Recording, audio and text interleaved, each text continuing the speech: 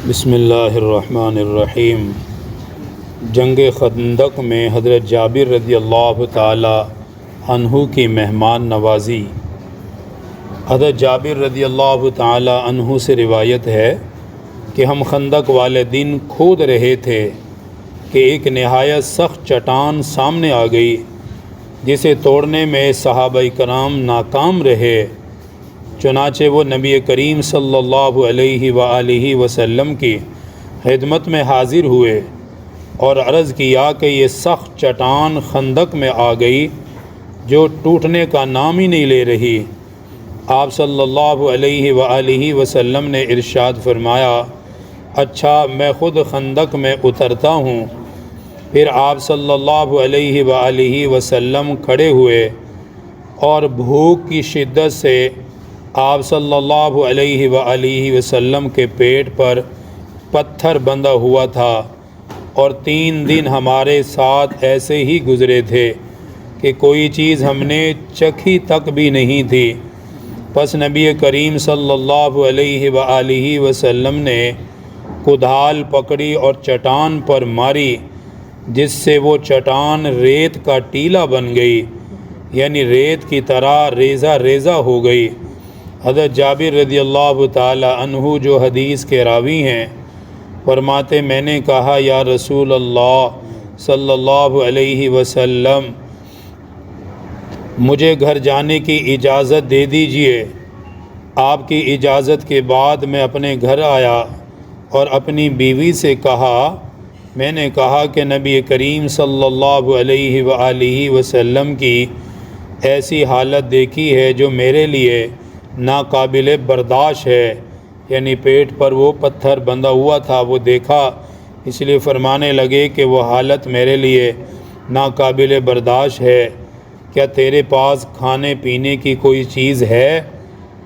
حضرت جابر کی بیوی نے کہا کہ میرے پاس تو کچھ جو اور ایک بکری کا بچہ ہے۔ چنانچہ حضرت جابر فرماتے، میں نے وہ بکری کا بچہ ذبح کیا اور جو پیسے، یہاں تک کہ گوشت پکنے کے لیے ہنڈیا میں ڈال دیا گیا۔ پھر میں نبی کریم صلی اللہ علیہ وآلہ وسلم کے پاس آیا، جبکہ آٹا تیار تھا اور ہنڈیا چولہے پر رکھی ہوئی تھی، پکنے کے بالکل قریب تھی۔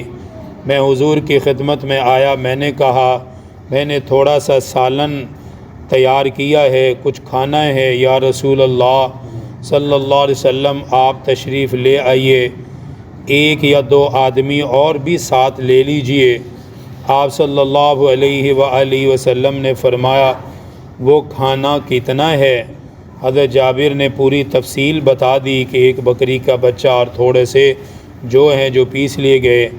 تو فرمایا، وہ بہت ہے اور عمدہ ہے، تم اپنی بیوی سے کہہ دو کہ میرے آنے تک ہنڈیا چولہے سے نہ اتارے اور تندور سے روٹیاں نہ نکالے، یعنی ابھی روٹیاں لگانی شروع نہ کرے جب تک میں وہاں نہ آ جاؤں۔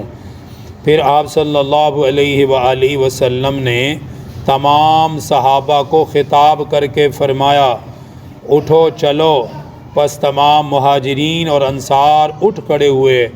حضرت جابر رضی اللہ تعالیٰ عنہ فرماتے، میں گھر آیا اور بیوی سے کہا، اللہ تیرا بھلا کرے، نبی کریم صلی اللہ علیہ وسلم اور آپ کے ساتھ تمام مہاجرین و انصار سارے کے سارے صحابہ ہی آ رہے ہیں۔ بیوی نے کہا کہ نبی پاک صلی اللہ علیہ وسلم کو تم نے کھانے کی مقدار بتائی تھی؟ کیا حضور نے تم سے پوچھا تھا کتنا انتظام ہے؟ حضرت جابر فرماتے، میں نے اپنی بیوی کو کہا کہ ہاں، حضور صلی اللہ علیہ وسلم نے مجھ سے پوچھا تھا اور میں نے آپ کو بتا دیا تھا۔ تو بس بیوی نے کہا کہ اب اللہ اور اس کا رسول ہی بہتر جانتا ہے، تم نے ان کو جو کچھ کہا ہمارے پاس ہے وہ بتلا دیا تھا۔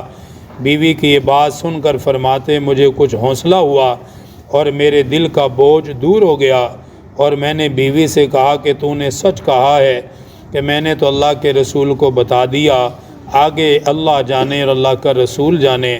نبی کریم صلی اللہ علیہ وسلم اپنے صحابہ سے حضور نے فرمایا، اندر آ جاؤ اور تنگی نہ کرو، یعنی ایک دوسرے کے لیے جگہ بناؤ۔